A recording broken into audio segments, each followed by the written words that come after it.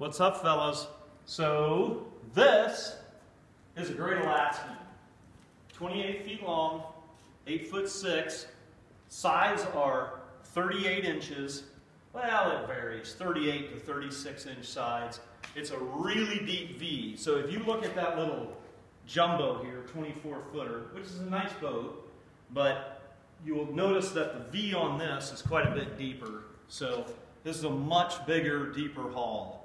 You probably can ride a foot or two of bigger chop because of how much more dead rise. So the dead rise in the front is about 40 to 45 degrees. Midship, you probably have 14 and a half, 15 degrees dead rise, and then in the back you're 13.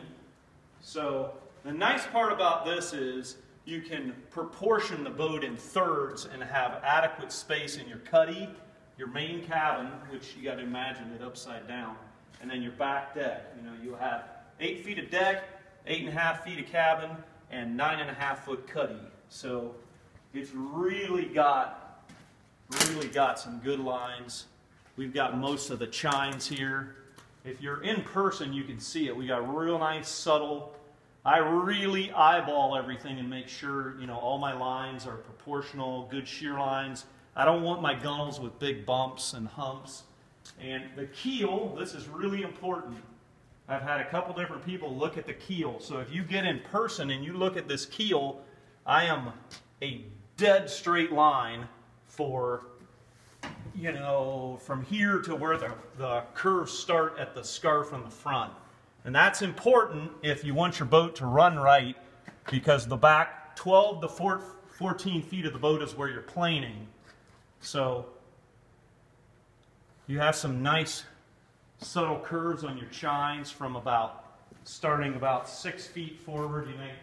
You get a nice curve, and that will give you a really nice ride. So yeah, I'm pleased. We busted some butt today. Right, Keith? Yep. So I use a lot of different stuff using fulcrum with 2x and blocks to try to get my chines like a real nice proportional curve so that I don't have a bump here and there. And if I do later, you know, I'll work it out with putty. But the more I can do to work the plywood in the shape I want it, then the less epoxy I have to use. And this is working fast but good. So I try to do both.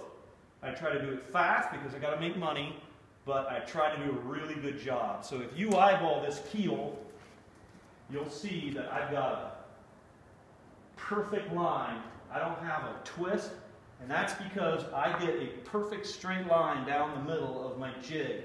My jig is level, and I get a perfect line, and I run chalk lines and straight lines. You got to work everything off the fair body, and it's because that is what gives your proportions to your stringers, and then your stringers provide 90 for all your bulkheads. So that's it, boys.